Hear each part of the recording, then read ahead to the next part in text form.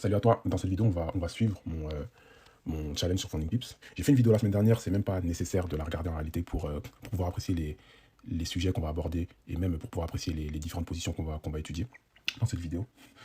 Pour revenir rapidement sur le challenge en soi, donc là cette semaine c'était pas une bonne semaine pour être assez direct. J'ai commencé à 50 000, j'avais fait plus 4% les deux premières semaines, c'était bien passé. J'ai fait une journée où je tilt, donc je repars à break-even la semaine dernière et je fais un plus 2%. Cette semaine j'ai pas eu le temps de beaucoup trader. J'étais à la maison uniquement lundi, jeudi, vendredi. Donc j'ai tradé uniquement jeudi, vendredi. Et je fais une sale journée où je perds absolument tout. Et je finis à break-even. Donc vendredi, de peu, j'avais l'occasion de revenir. On verra ça, je montrerai les positions. Et je reviens à break-even. Déjà, la question que tu dois te poser, je pense que je vais prendre ça même pour introduire, c'est pourquoi tu investirais de ton temps et de ton énergie à suivre une personne qui n'est même pas constante dans ses gains. Pour te répondre, parce qu'effectivement, bon, je ne suis pas un grand trader, mais pour répondre, déjà, la première chose, c'est que ça va arriver. Ça va arriver et ça va arriver très vite. Pour moi, un an, c'est très rapide. Un an et demi, c'est très rapide. Ça va arriver très vite. Je suis encore en train de construire mon jeu. Je sais qu'il y a certaines phases de mon jeu que je dois changer, mais je les laisse pour plus tard. Chaque semaine, il y a des points sur lesquels j'évolue sur mon jeu. Pour donner un exemple simple, en étudiant mes différentes journées, sur mes 3 derniers tilts, je me suis rendu compte qu'il y a une position qui arrive souvent, que je scale énormément, et si j'arrête de scaler cette position en particulier, le montant que je perds est bien moindre. Sachant que pour moi, perdre 1%, au vu de ce que je risque de perdre 1% ou 1,5% sur une journée, c'est ok. Passer 2%, c'est énorme pour moi. Enfin, ça commence à devenir beaucoup. Donc ça déjà c'est un fait. Enfin non, c'est pas un fait. Une personne qui spécule sur son futur, aussi confiante soit-elle, c'est pas un fait. On va dire que c'est une promesse. On va dire que c'est une promesse. La deuxième chose, c'est que si on se base un peu sur le contenu qu'il y a, il y a beaucoup de traders, et je dis pas que c'est faux, je dis pas que c'est faux, il y a beaucoup de traders qui, comme ça, sont très profitables et ont plein de choses à montrer, ou à... Ouais, il y a plein de personnes, plein de traders qui sont très profitables, et c'est pour certains c'est vrai, je dis pas que c'est faux, pour d'autres c'est faux, sans qu'on sache vraiment d'où ils viennent, ouais, d'où ils sortent en réalité. Et c'est normal, tout le monde ne va pas enregistrer ses vidéos, ses trades quand il n'était pas profitable, pour ensuite les partager, partager son évolution. Tout à fait normal. Mais là, je vous ai dit, j'allais dire que c'est un fait, mais je vous ai déjà dit que ça va arriver. Là, on a l'occasion de partager les coulisses, entre guillemets.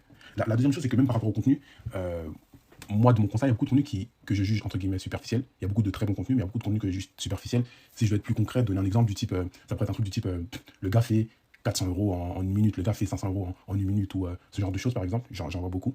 Et d'ailleurs, je vais être honnête, c'est le genre de contenu que je vais partager quand je vais faire des shorts pour rediriger sur mes vidéos. Mais en réalité, ce genre de contenu-là n'apporte absolument rien. C'est un contenu qui est bien pour les personnes qui ne traitent pas ou qui traitent depuis peu. Ça fait bander uniquement les personnes qui ne traitent pas ou qui traitent depuis peu. Sans être arrogant, parce que moi-même, au début, ça me faisait bander aussi, je vais pas mentir.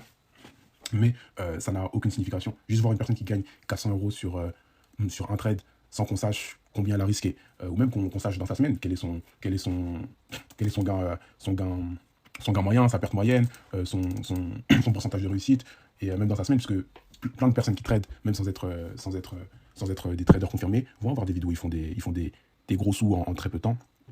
C'est mon cas. D'ailleurs, on le voit, je pourrais en tirer des bons trades et les mettre en avant, mais si on regarde l'ensemble de mon mois ou de mes semaines, c'est bien moins beau que ça. Donc là, on a cette occasion de partager cette expérience de manière transparente. Après, il y a d'autres types de contenus qui sont plus respectables. Le type de contenu du type j'étais à la rue et maintenant je suis un trader millionnaire. C'est plus des contenus de motivation. Mais en soi, pour moi, ce genre de contenu, ça ne devrait en rien impacter. En fait, ce qui fait... Moi, je vois les choses comme ça, et je comprends absolument qu'on puisse voir les choses différemment, parce qu'il y a plein de traders qui voient les choses de plein de manières différentes et qui arrivent tous à être profitables. Donc il n'y a pas une seule manière de voir les choses. Mais moi, pour ma part, les seules choses qui sont importantes au moment où je trade, moi je trade avec le price action. Ce que je peux faire quand je trade, c'est soit acheter, vendre ou ne rien faire. La seule chose qui va impacter ma décision, pour moi, ça va être l'action du prix. Tout le reste, tout ce qui est la météo, où il était trader, la vidéo que j'ai vue sur un trader qui est parti de rien ou qui a réussi, c'est pas ça du tout qui va impacter ma prise de décision. Et comme ma réussite dépend de est-ce que les décisions que j'ai prises sur le marché étaient bonnes ou pas, pour moi, ça n'a aucune importance. Pour moi, ça n'a aucune importance. Bien entendu, quand je dis qu'il y a uniquement le price action qui impacte mes décisions, c'est vrai, mais pas vrai complètement, parce qu'il y a différentes phases pour un trader, en tout cas pour moi.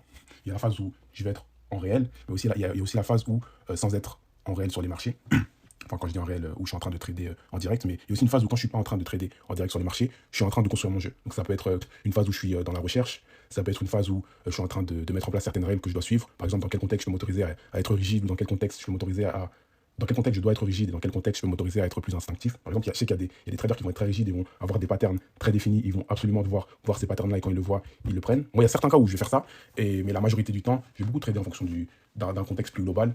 Il y a certaines circonstances où je vais m'autoriser à être plus instinctif, mais ça, je vais le définir en amont, par exemple. Donc ça, je sais que ça va impacter mes décisions. Il y a aussi une partie en dehors de quand je suis en train de trader en réel, où je vais répéter mes gammes, regarder différents screens, un peu comme un sportif qui répète ses gammes avant de rentrer sur le terrain. Mais une fois qu'il est sur le terrain, ou une fois qu'il est dans un ring ou dans la cage, tout ce qui est autour, le public, la météo, l'engouement qui est autour du combat, ce qu'un tel a dit, ça n'a aucune importance. Ça n'a aucune importance. Qu'un tel, il était combattant, mais qu'il était SDF, ça n'a aucune importance. Quand je suis en train de trader, la seule chose qui importe pour moi, c'est mes prises de décision. Et la seule chose qui va impacter mes prises de décision, c'est le price action.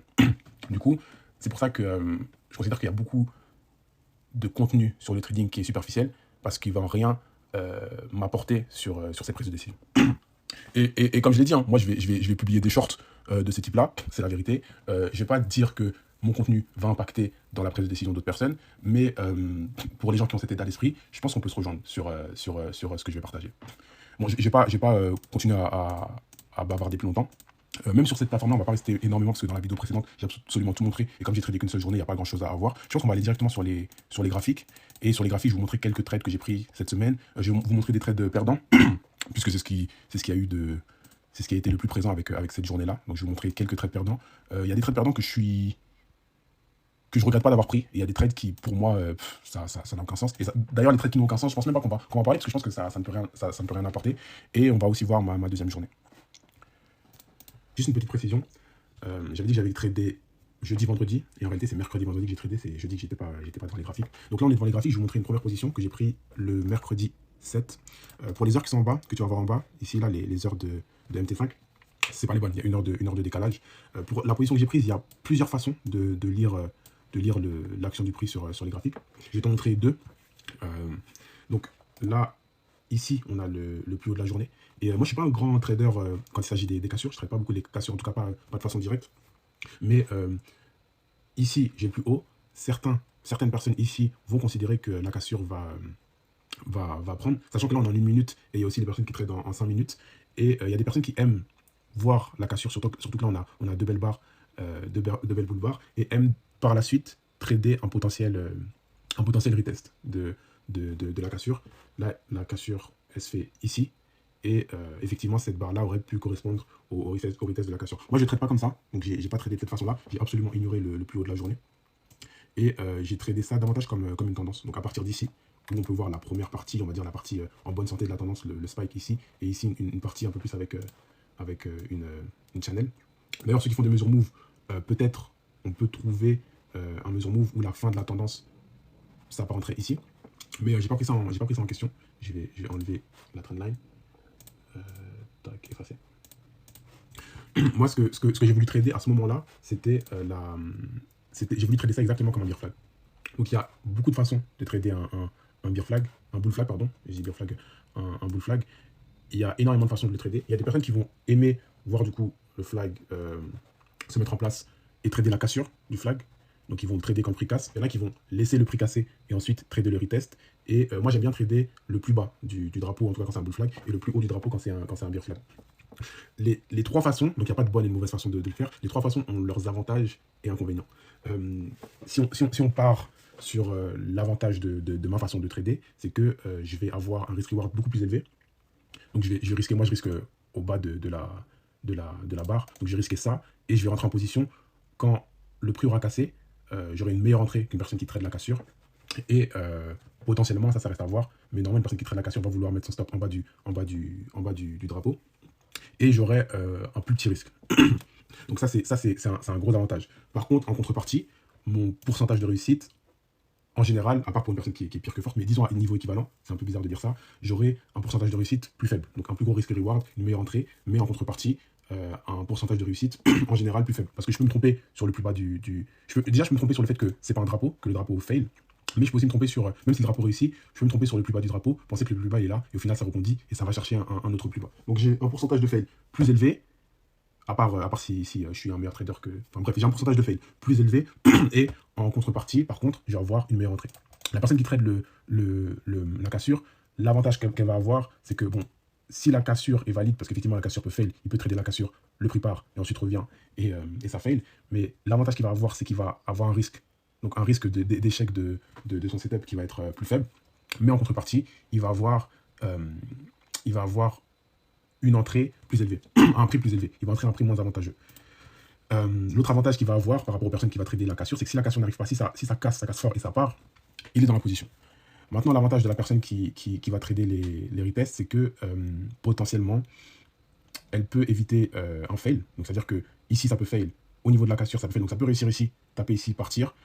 Et du coup, si ça fail directement ici, moi, je me fais sortir. Si ça fail là, la personne qui trade la cassure, plus la personne qui trade comme moi, sort. Mais par contre, la personne qui va trader les retests ne sera pas sortie. Par contre, la personne qui trade les retests, son avantage, du coup, c'est qu'il a un pourcentage de fail plus faible s'il le fait bien. Parce que ça arrive que parfois, le prix rebondisse, qu'on puisse entrer et que ça descende plus bas et qu'ensuite ça part, que ça fasse une sorte de flag ici, un autre drapeau ici et que ça parte. Mais en général, pourcentage de fail plus faible. Mais l'inconvénient, c'est qu'il peut ne pas rentrer dans la position s'il n'y a pas le pullback. C'est surtout ça l'inconvénient. Parce qu'en général, les personnes qui tradent les pullbacks, ils ne vont pas mettre leur stop loss ici, même si certains le font, ils vont trader leur stop loss en dessous du retest. Donc plusieurs manières de trader les flags. Moi, c'est comme ça que j'ai tradé. Et au final, je me suis fait sortir. Ça a fait tout simplement. D'ailleurs, juste après, j'ai beaucoup bossé sur les différents types de flags. J'aurais pu aussi prendre en compte le measure move. Je viens de le voir. Donc d'ailleurs, par la suite, j'ai bossé sur les différents types de flags. Et je pense que ce genre de flag-là, je le prendrai pas. Je le prendrai plus par rapport à certaines choses que j'ai vues par rapport au screen sur les flags qui réussissent. Bref, je vais plutôt vous montrer une autre position. Je pense que je vais même la montrer en direct, l'autre. Donc là, c'est une vidéo que j'ai enregistrée du trade, juste qui suivait le trade que je viens de te montrer. Donc ici, on peut voir, c'est le fameux flag où je me fais avoir. Donc je trade juste au-dessus et je me fais sortir juste en dessous de la barre. On a l'US 30 qui est là, Nasdaq qui est là, et ici le S&P. Donc là, je viens de prendre une position sur un support. Donc le support, il est là. J'ai pris position pile ici. Et le prix il est en train de ranger entre mon stop loss et ma prise de position. Je vais aller assez vite. Je vais sauter plusieurs parties de la vidéo. Donc on peut voir ici, c'est pour ceux qui arrivent à voir le profit. Donc là, je suis en négatif. Donc ce qui se passe, comme je viens de le dire, j'ai pris une position sur un support. Le prix est en train de ranger entre mon stop loss et la ligne d'achat. Il y a un moment intéressant où je vais devoir prendre une décision. On va le voir ensemble. Donc là, le prix va dans mon sens pour l'instant. À ce moment-là, ma target elle est assez élevée. Elle est plus haute que le plus haut. Et comme on a vu tout à l'heure, il y avait un flag, un bull flag qui a fail. Ensuite, on a un retest du plus haut. Et le prix il est plus ou moins en train de ranger entre... Il est en phase d'indécision entre la tendance qui va reprendre ou potentiellement un renversement ou juste un range sur le reste de la journée jusqu'à ce qu'il y ait une cassure. Et moi, je parie pour une reprise de la tendance en prenant une position sur le plus bas, sur ce support. Donc, je dis juste ça pour exprimer le fait que le potentiel reward était assez élevé. Là, ce que je vois à ce moment-là, je commence à le voir, c'est que j'ai une ligne, j'ai une barre avec une bonne rejection qui est en train de se construire, mais le problème, c'est qu'elle n'est pas en train de se construire n'importe où. À ce moment-là, donc au moment où on est là, je me rends compte que j'ai trois possibilités. Soit je ferme un break-even à cause de cette barre-là, et je pense que même dans la vidéo, je vais montrer un peu plus tard pourquoi je dois fermer la position.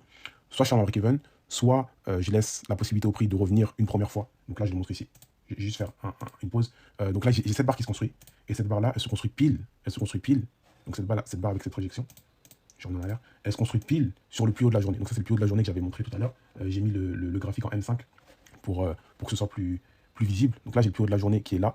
Et cette barre-là, en M1, elle réagit pile à... Là, je reviens en M1. Donc on voit en M1, j'ai le plus haut de la journée. Cette projection-là, elle arrive pile sur cette résistance. Et j'aurais aimé avoir une cassure pour ensuite... Bon, certains auraient pris leur take profit ici. Mais j'étais assez gourmand, c'était pas ici que je voulais le prendre. Moi, je partais sur une reprise de la tendance. Donc j'aurais pris mon support plus haut.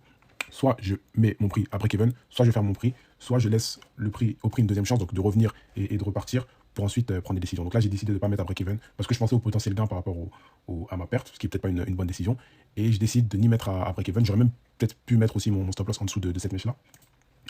Et ce qui se passe, c'est que donc on a cette barre-là qui se construit, une bonne trend bar, et à partir de là, cette barre-là aurait dû être la dernière chance que je laisse au prix.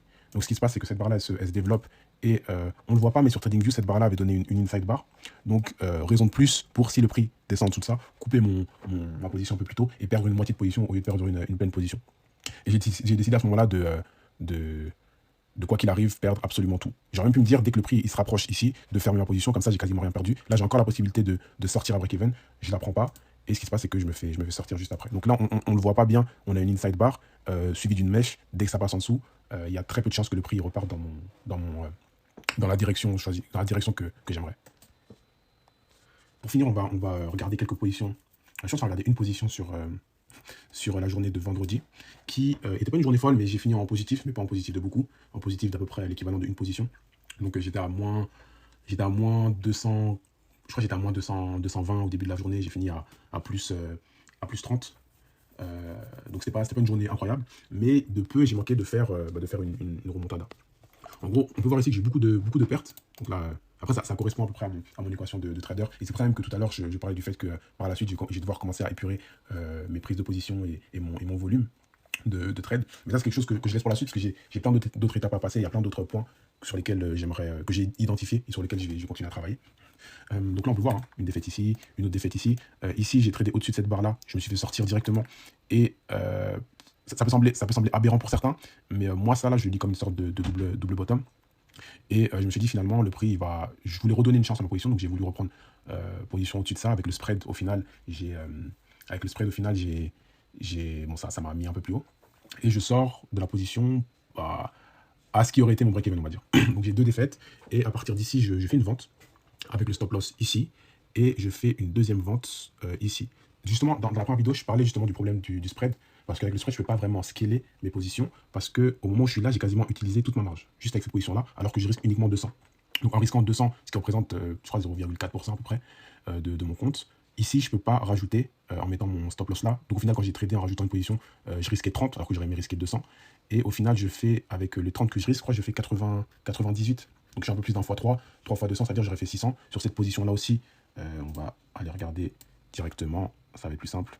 Sur cette position-là aussi, moi je fais 516, donc je risque 200, donc 90, j'avais dit 99, je sais plus. Donc je fais 89 avec la position sur laquelle je risque 30, 516 avec la position sur laquelle je risque 200. Malheureusement aussi, même quand je prends en compte le spread, mon risk-reward ne correspond absolument pas à ce que je trouve sur TradingView quand je le fais. Sur TradingView, sur ça j'étais sur 1x5, et sur ça je crois que j'étais sur 2x5 ou un truc comme ça, je vérifierai, mais j'étais pas loin de faire 1x10, si ici j'avais pu faire ma prise de position correctement, j'aurais été sur peut-être un fois, j'ai pas envie de dire de bêtises, peut-être un fois 4, quelque chose, et peut-être un fois 5, quelque chose, ou peut-être 2 fois 4, mais en tout cas ça m'aurait sorti de cette bataille où je me bats pour être à break-even. Donc ce qui s'est passé, c'est que j'ai pris position ici, quand il y a eu cette barre là, en fait, je suis en train de dire n'importe quoi. J'ai pris position ici, effectivement. Et non, c'est bon, mon stop était là. Mon stop loss était là. Je prends position ici, stop était là. Quand je suis ici, je suis quasiment à x1 en réalité. Le prix monte. Je peux décider de faire ma break-even. Mon break-even est là. Mais je me dis, je vais laisser une dernière chance au prix. Je laisse une dernière chance. Dès que le prix passe en dessous de cette barre-là, même un petit peu avant, je prends une deuxième position. Ici, je m'étais dit, je suis sur du 50-50 de me faire sortir ou que le prix reparte. Le prix descend ici. À la toute base, j'avais potentiellement... En fait, à la toute base, je comptais vraiment prendre une position, ce que moi je considère être comme un swing en tant que scalper, une position beaucoup plus longue. Ici, je m'étais dit, je suis sur du 50-50. Après, sur quoi je me base pour dire 50-50, parce que c'est facile de dire ça. Je me basais sur, j'ai pas envie de dire de bêtises, sur ce wager-là, je crois. Ouais, exactement. Je me basais sur ce wager-là. Et je me disais, donc ici, je me suis dit 50-50, le prix, je me disais, il y a 3 scénarios. Soit le prix casse fort, et s'il casse, il casse une grosse structure, donc possible qu'il parte encore loin, sachant que de là à là, ça me fait 500. Donc de là à, si je rajoute à peu près la même distance, j'arrive à 1000. Sachant que cette position-là, que malheureusement, j'ai pas pu scaler correctement. Parce que j'avais mis 200. Ici, j'aurais été à 1000. Et un peu plus bas, j'aurais été à 2000. Donc ici, j'aurais eu l'occasion, même avec ce que j'ai pris, si j'avais pas pris position, de prendre. Mais je me suis dit, donc j'ai pris cette position-là dans le but de prendre une position, un swing, selon ma perspective, parce que pour beaucoup, ils ne vont pas appeler ça un swing, mais moi, je vois ça comme un swing, et peut-être on aura l'occasion d'en reparler des différentes façons de définir un swing en fonction du type de trader qu'on est. Et en voyant ça, je me suis dit, premier scénario, le prix casse fort et il descend fort. Deuxième scénario, le prix rebondit et ensuite casse fort. Ou troisième scénario, le prix repart directement. Moi, ce dont j'avais peur, c'était de revenir à break-even, parce qu'à ce moment-là, j'étais bien en négatif sur ma journée. Et je me suis dit, en vrai, je préfère prendre mes profits. Je préfère du coup laisser couler le prix, soit la barre casse fort et je prends. Donc j'ai laissé la chance à la barre de casser fort. Et quand elle est revenue, j'ai pris ma position. Soit soit, ouais, c'est ça, soit la barre casse fort, soit je prends. Au final, ça a cassé. Et bon, c'est dommage, ça peut être un peu rageant parce que je passe à côté d'une bonne remontée. Je pense que j'aurais été peut-être un petit peu en dessous des 2% à voir. Mais au final, ça reste une position intéressante à regarder. Sur ce, je pense que c'est bon, je pense qu'on va pas regarder plus de positions. Je vais peut-être faire une vidéo là. Quoique, semaine prochaine, je serai pas chez moi le week-end. Donc possible que je fasse une vidéo la semaine prochaine, possible que j'en fasse pas. Et j'espère que tu as apprécié.